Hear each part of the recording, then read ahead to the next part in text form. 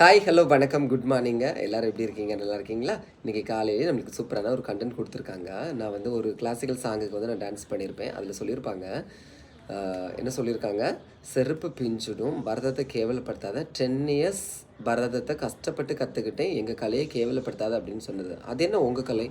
நீங்கள் வந்து 10 வருஷம் கஷ்டப்பட்டு படிச்சிங்கன்னா அது உங்களுக்கு சொந்தமாயிருமா? முதல்ல இந்த மாதிரி மனநிலையை கொஞ்சம் மாற்றுங்க, சரியா? உண்மையான கலைஞர்களுக்கு அழகு என்னது?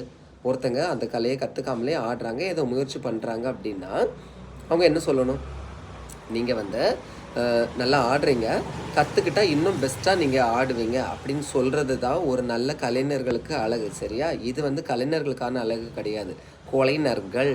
ஓகேவா? நீங்கள்லாம் வந்து 10 வருஷம் கஷ்டப்பட்டு படித்தா என்ன, அதுக்கு 10 பன்னி மாடு வாங்கி மேய்ச்சா என்ன, அப்படி தான் தெரியுது உங்களோட பேச்சுகளை பார்க்கும்போது, சரியா?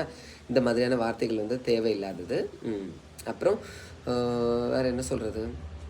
அதானே, நீங்கள் வந்து படத்தில் வந்து பேய் பரதநாட்டியம் ஆடும்போதே நீங்கள் ஒத்துக்கிட்ட, நீங்கள் சாமானியர்கள் ஆடினாக்கி நீங்கள் உங்களுக்கு கொஞ்சம் குத்த தான் செய்யும், சரியா?